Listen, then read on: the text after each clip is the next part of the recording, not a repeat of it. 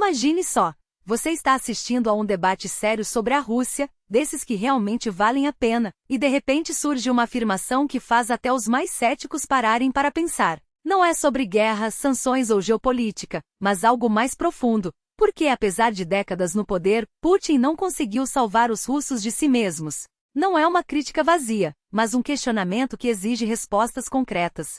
Afinal, se até nacionalistas radicais, aqueles que batem no peito defendendo a grandeza da Rússia, fossem coerentes, chegariam à mesma conclusão. Putin é o maior algoz do povo russo. E não por ideologia, mas por números, fatos e uma realidade que a propaganda insiste em distorcer. A narrativa oficial vende a ideia de que os anos 2000 foram uma era de redenção após o caos dos anos 90. Que Putin teria salvo a Rússia de um colapso demográfico, reduzindo mortes e aumentando a expectativa de vida. À primeira vista até parece fazer sentido, depois do caos, veio a estabilidade. Mas será que os dados realmente sustentam essa versão? Ou será que estamos diante de mais uma ilusão fabricada para justificar um poder que se perpetua? Vamos aos fatos. Os anos 80 e 90 foram de fato um pesadelo demográfico. A queda da União Soviética trouxe desemprego, miséria, violência e um sistema de saúde em frangalhos. O resultado? A expectativa de vida dos homens russos despencou de 65 anos em 1987 para assombrosos 57 em 1994, uma perda de quase uma década em poucos anos. Mortes por doenças cardiovasculares, alcoolismo e suicídios dispararam. A população encolhia a olhos vistos com mais óbitos do que nascimentos. E não foram apenas crises econômicas. Conflitos sangrentos como a guerra no Afeganistão com 15 mil soldados soviéticos mortos, e as guerras na Chechênia, onde estima-se que 60 mil militares e centenas de milhares de civis tenham perdido a vida, agravaram ainda mais o quadro. Quando Putin assumiu, a Rússia já começava a se recuperar, mas não por mérito dele. O boom do petróleo encheu os cofres do Estado, e a economia deu sinais de vida. A expectativa de vida masculina voltou a subir, chegando a 64 anos em 2007. Programas como o Capital Materno incentivaram a natalidade e a mortalidade caiu. Mas será que isso foi obra de um gênio, ou apenas o resultado natural de uma economia que se estabilizava após décadas de caos? Afinal, muitos dos avanços já vinham acontecendo antes mesmo de Putin consolidar seu poder. A verdade é que a Rússia se beneficiou de fatores que pouco tiveram a ver com sua gestão.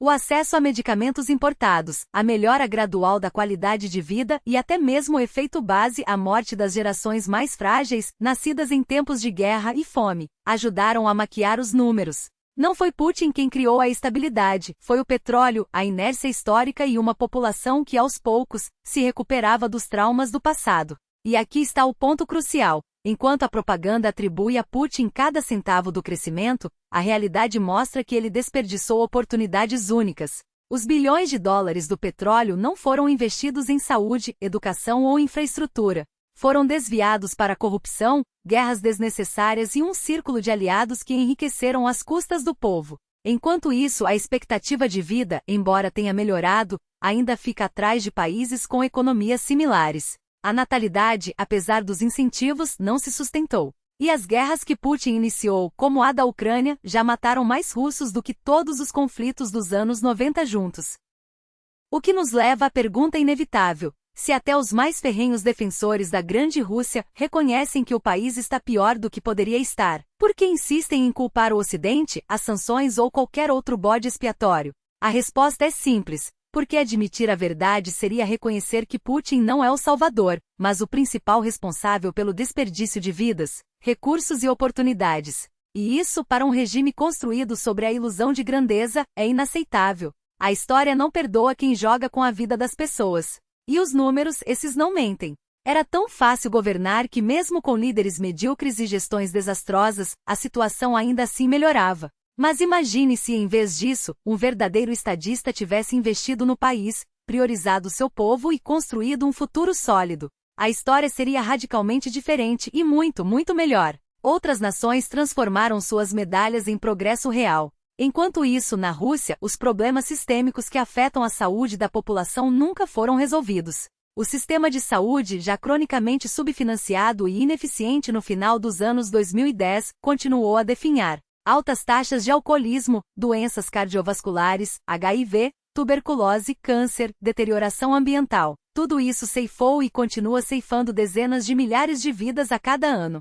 Esses problemas apenas se tornaram menos visíveis diante do crescimento econômico superficial. O regime comemorava o aumento da expectativa de vida, mas a qualidade dessa vida e o estado do sistema de saúde estavam longe de ser exemplares. Até 2020, as estatísticas ainda permitiam que os propagandistas alegassem que Putin havia quebrado recordes em salvar vidas. Infelizmente, poucos anos depois, o cenário idílico ruiu. No início dos anos 2020, a Rússia mergulhou em um novo período de mortalidade acelerada. Não por acaso, mas como resultado direto de decisões tomadas pelo Kremlin, não por fatores externos como tentam justificar. Um dos dois grandes colapsos demográficos recentes teve, sim, uma causa objetiva, a pandemia. Mas o segundo, a guerra iniciada por Putin em 2022, foi uma escolha exclusiva sua, nascida de sua ambição desmedida e de sua incapacidade de enxergar além do próprio poder. É sobre isso que os defensores do regime preferem silenciar quando repetem o mantra de que menos pessoas morreram.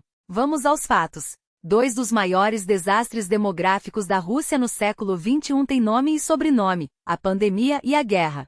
Não é preciso nem mencionar a corrupção endêmica, o subfinanciamento crônico das regiões, a medicina sucateada ou os esquemas de desvio que impediram que recursos chegassem onde deveriam. Basta assistir a qualquer investigação de Alexei Navalny para entender como o sistema funciona. Mas concentremo-nos nesses dois eventos, pois sozinhos, eles anularam todo o suposto ganho dos primeiros anos de Putin. Essas tragédias não foram acidentes. Foram consequências diretas de um projeto político baseado em mentiras, vaidade e desprezo pela vida humana. Comecemos pela mais devastadora, a guerra contra a Ucrânia, desencadeada em 2022 em sua versão mais sangrenta. As perdas humanas são colossais, superando em muito todos os conflitos recentes da Rússia juntos. Em menos de 4 anos de combate, o número de soldados russos mortos já é dezenas de vezes maior do que o total de baixas em uma década de guerras anteriores. Segundo a inteligência britânica, as perdas russas na Ucrânia entre mortos, feridos e desaparecidos ultrapassam 1 milhão de pessoas. Desses, estimativas conservadoras do Centro de Estudos Estratégicos Internacionais dos Estados Unidos apontam para pelo menos 250 mil mortos, número que já supera 300 mil segundo dados mais recentes. Essa cifra coincide com avaliações de outras agências ocidentais e até mesmo com cálculos independentes, como os do projeto Mediazona e da BBC, que confirmaram mais de 140 mil mortes confirmadas, sem contar os desaparecidos. Para se ter uma ideia da escala, em apenas 4 anos e meio, o número de russos mortos na Ucrânia é 5 vezes maior do que o total de baixas em todas as guerras do país desde o fim da Segunda Guerra Mundial. Mas esses números não são apenas estatísticas frias. São vidas interrompidas, jovens em idade produtiva, pais, filhos e irmãos. Cada um desses 250 mil ou 300 mil ou mais, era alguém que poderia ter contribuído para a economia, criado filhos, construído um futuro. A guerra não apenas ceifou essas vidas, ela arrancou um pedaço inteiro de uma geração, agravando a já precária estrutura demográfica russa. E os mortos são apenas parte da tragédia. Para cada soldado morto, há pelo menos 3 ou 4 feridos. O que significa que mesmo com uma estimativa conservadora de 250 mil baixas fatais, o número de feridos ultrapassa facilmente 750 mil. Muitos desses sobreviventes carregarão sequelas pelo resto da vida, membros amputados, traumas psicológicos irreversíveis, incapacidade permanente. As consequências são visíveis nos hospitais superlotados, nas filas por próteses e nos relatos de fabricantes que viram a demanda por seus produtos dobrar e depois triplicar, desde o início da invasão. Em 2024, o governo russo registrou a distribuição de 102,5 mil próteses de membros, um aumento de 53% em relação ao ano anterior. Em 2023, foram 64,8 mil. Esses números não mentem, refletem o fluxo constante de veteranos mutilados voltando do fronte. E não são apenas corpos quebrados. São vidas destruídas. Homens que nunca mais poderão trabalhar, sustentar suas famílias ou viver sem assistência. A Rússia não via um influxo tão massivo de inválidos de guerra desde a Segunda Guerra Mundial. Mas as perdas no campo de batalha são apenas a ponta do iceberg. A guerra desestabilizou toda a sociedade russa, expondo e agravando problemas que já existiam. O primeiro e mais óbvio impacto é a perda de uma geração inteira de homens em idade produtiva. Cada um dos 250 mil mortos, ou mais, era um trabalhador em potencial, um pai em potencial, um contribuinte em potencial. Sua ausência não será sentida apenas agora, mas por décadas, aprofundando o declínio demográfico que já assombrava o país. Além disso, há os feridos que voltam para casa. Dezenas de milhares de homens com deficiências físicas e psicológicas graves. Muitos nunca se recuperarão totalmente. A Rússia agora enfrenta uma onda de veteranos com transtorno de estresse pós-traumático, depressão e outras sequelas que exigirão cuidados médicos e sociais por anos. O sistema de saúde, já fragilizado, não está preparado para essa demanda. As famílias desses homens terão que arcar com o peso emocional e financeiro de suas limitações. E o Estado que os enviou para morrer oferecerá migalhas em troca de seu sacrifício. A mobilização em massa de 2022 e 2023 acelerou ainda mais esse processo. Milhares de homens foram arrancados de suas casas, de seus empregos, de suas famílias, muitos deles sem treinamento adequado, enviados para a linha de frente como carne de canhão. As consequências sociais dessa decisão serão sentidas por gerações. Crianças crescerão sem pais. Esposas ficarão viúvas. Comunidades inteiras serão marcadas pela ausência. E enquanto isso, o regime continuará a vender a ilusão de uma vitória que ninguém vê, de um sacrifício necessário que só beneficia uma elite corrupta. A guerra de Putin não é apenas uma catástrofe humanitária. É um desastre demográfico, econômico e social que condenará a Rússia a décadas de retrocesso. E o mais trágico é que nada disso era inevitável. Foi uma escolha. Uma escolha baseada em mentiras, em delírios de grandeza e na recusa em enxergar a realidade. Enquanto o Ocidente é usado como bode expiatório, a verdade é que o único responsável por esse banho de sangue é o homem que se recusa a admitir seus erros, porque para ele, a vida de milhares de russos não vale mais do que seu próprio poder. Um dos golpes mais brutais contra o futuro da Rússia, a mobilização forçada. Em setembro de 2022, o Kremlin anunciou a chamada mobilização parcial, alegando recrutar 300 mil homens, mas os números reais, segundo fontes independentes, ultrapassaram 1,5 milhão. E isso sem contar as campanhas ocultas de alistamento e os voluntários coagidos, que ao longo de 2 anos, inflaram ainda mais as fileiras do exército. Famílias inteiras foram despedaçadas, milhares de mulheres se tornaram mães solteiras da noite para o dia, enquanto seus maridos eram enviados para uma guerra sem sentido. E aqueles que puderam fugir, fugiram. A mobilização desencadeou uma segunda onda de êxodo, desta vez, não de dissidentes políticos, mas de jovens em idade de alistamento, profissionais qualificados, cientistas, empresários e técnicos, todos desesperados para escapar do abate. Segundo estimativas de demógrafos, a guerra já expulsou dezenas de milhares de russos talentosos, aprofundando a hemorragia de cérebros que condena o país a décadas de estagnação. Mas o pior ainda estava por vir. Enquanto a elite do Kremlin tentava maquiar a realidade com discursos patrióticos, uma das medidas mais cínicas da guerra se revelava: o recrutamento em massa de presos. Milhares de detentos, muitos condenados por crimes violentos, outros por delitos menores, foram jogados na linha de frente em troca de promessas de liberdade. Não eram soldados treinados, mas carne de canhão, enviados para morrer em ataques suicidas ou em trincheiras sem suprimentos. A lógica era simples: vidas descartáveis para alimentar a máquina de guerra. E o que dizer daqueles que, mesmo não sendo criminosos, foram arrastados para o fronte? Homens que poderiam ter se reintegrado à sociedade, mas que em vez disso tiveram suas existências reduzidas a estatísticas de uma guerra que ninguém pediu. Enquanto isso, a natalidade despencava. Em 2023, o número de nascimentos na Rússia caiu para níveis não vistos desde o colapso da União Soviética, com apenas 1,2 milhão de crianças registradas, um recorde negativo desde 1999. No primeiro semestre de 2024, os dados foram ainda mais alarmantes. Menos de 160 mil nascimentos. Uma queda vertiginosa que até mesmo o próprio Putin classificou como catastrófica para o futuro da nação. Mas como poderia ser diferente? Com maridos e filhos no fronte, famílias separadas e um clima de incerteza e medo, quem teria coragem de trazer uma criança ao mundo? A guerra não apenas matou uma geração de jovens, ela impediu que outra nascesse. E os danos não param por aí. A moral da sociedade russa está em frangalhos. A propaganda estatal tenta glorificar a morte como um destino nobre, enquanto mães de soldados mortos são tratadas com desdém. Lembra-se das palavras de Putin, comparando a morte de um filho na guerra a de um acidente de trânsito? Pelo menos o seu filho cumpriu seu propósito, disse ele. Que tipo de líder fala assim com uma mãe enlutada? Que tipo de regime normaliza o sofrimento como moeda de troca pelo poder? As consequências psicológicas são devastadoras, famílias destroçadas, veteranos traumatizados retornando com transtornos de estresse pós-traumático, e uma onda de violência que já começa a transbordar para as ruas. A Rússia não está apenas perdendo vidas, está perdendo sua humanidade. Quando somamos tudo, os mortos, os feridos, os exilados, os não nascidos, a fuga de cérebros, a desmoralização coletiva, o quadro é de uma catástrofe nacional. Uma tragédia comparável, em escala, às perdas da Segunda Guerra Mundial, mas com uma diferença crucial. Esta guerra não foi imposta por um invasor estrangeiro. Foi uma escolha. Uma escolha deliberada baseada em mentiras, vaidade e desprezo pela vida humana. Putin não apenas falhou em proteger a Rússia, ele a destruiu com as próprias mãos.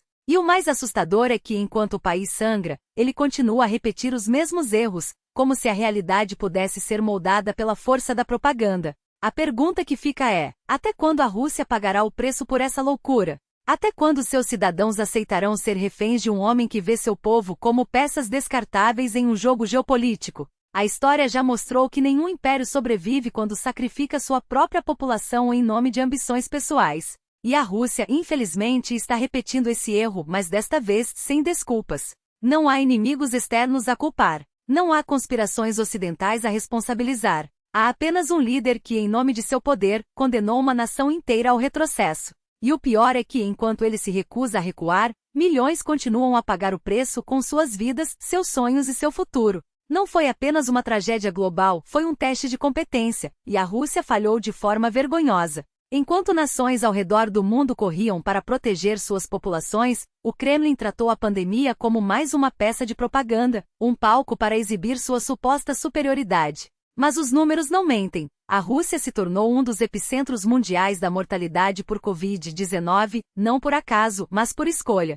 As estatísticas oficiais já eram assustadoras, quase 800 mil mortes registradas até 2023. Mas a realidade era ainda mais brutal. Estudos independentes, incluindo pesquisas publicadas em revistas científicas de prestígio, revelaram uma verdade incômoda. O excesso de mortalidade no país ultrapassou a marca de 1 milhão de vidas perdidas em apenas 2 anos. 1 milhão de famílias destruídas, 1 milhão de histórias interrompidas, 1 milhão de razões para questionar quem, afinal, estava no comando. E o que torna essa tragédia ainda mais revoltante é que ela poderia ter sido evitada. Enquanto países como a Alemanha, Canadá e até vizinhos como a Geórgia implementavam lockdowns rigorosos, campanhas massivas de testagem e auxílios emergenciais para manter as pessoas em casa, a Rússia optou pelo caminho da negação. Não houve apoio real à população, não houve investimento sério em saúde, não houve liderança, apenas discursos vazios e a obsessão por uma vacina própria, o Sputnik V tratada como troféu político em vez de solução urgente.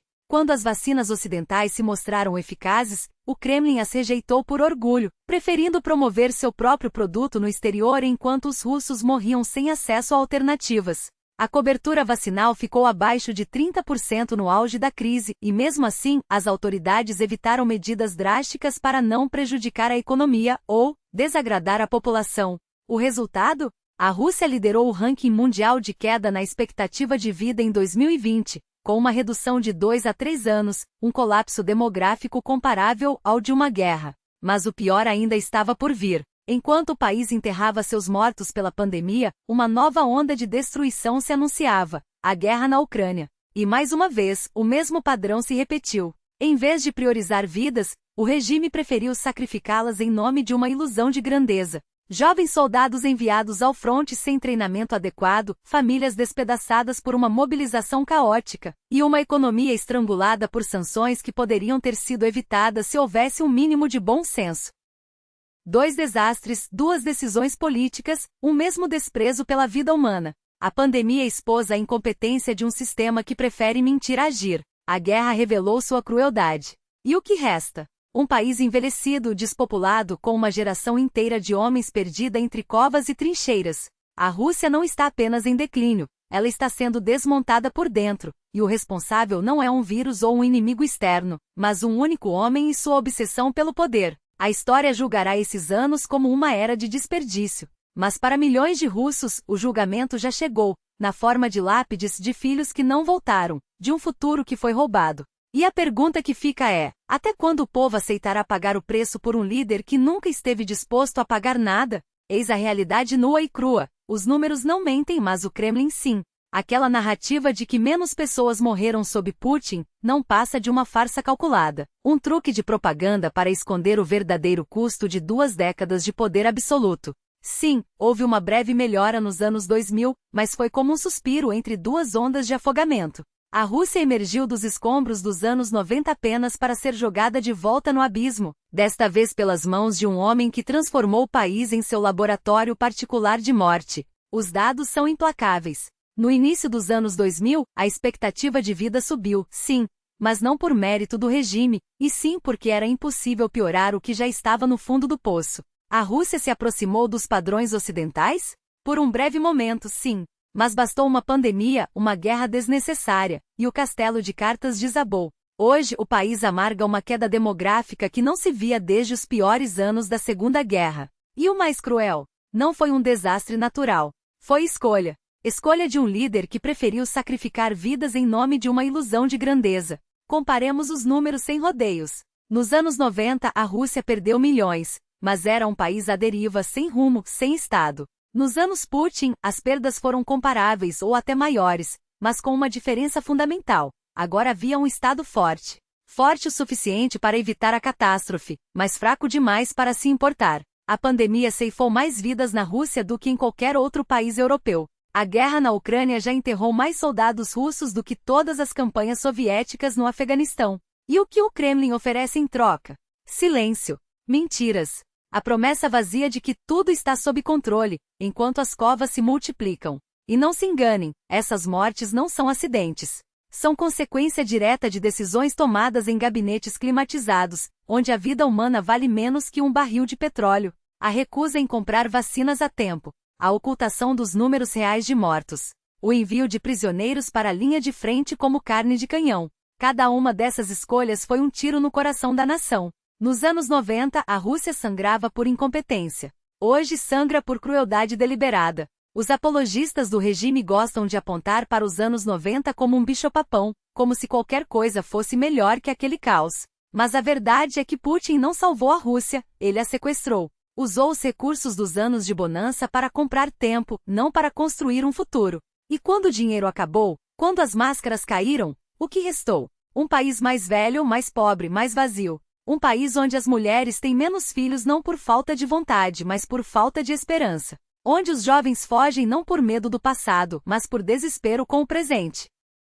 A demografia não mente. Ela é o termômetro mais honesto de uma nação. E o que ela mostra é uma Rússia em queda livre, uma população envelhecida e minguante, um futuro que se esvai como areia entre os dedos. Os anos 2000 foram uma miragem. Os anos 2020 são o despertar para um pesadelo. E o pior, não há ninguém no comando. Apenas um homem sentado em seu trono de mentiras, assistindo ao país se desintegrar e culpando o mundo por sua própria ruína. A propaganda pode tentar reescrever a história. Os números, porém, estão gravados em pedra. Cada vida perdida na pandemia, cada soldado morto na Ucrânia, cada criança que não nasceu por falta de perspectiva, tudo isso é o legado de Putin. Não foi o destino. Não foi a má sorte. Foi escolha. E enquanto o povo russo continuar aceitando essa conta de sangue, enquanto fingir que não vê as covas se multiplicando, a Rússia continuará cavando sua própria sepultura. O futuro não está escrito. Mas se nada mudar, se o povo não acordar a tempo, a história não terá piedade. Ela lembrará esses anos não como uma era de estabilidade, mas como um longo suicídio coletivo, onde um homem, em nome de seu próprio ego, arrastou uma nação inteira para o abismo. E o mais trágico, ele nem precisava ter feito isso. Bastava ter escolhido a vida em vez da morte. Mas, como sempre, Putin escolheu errado.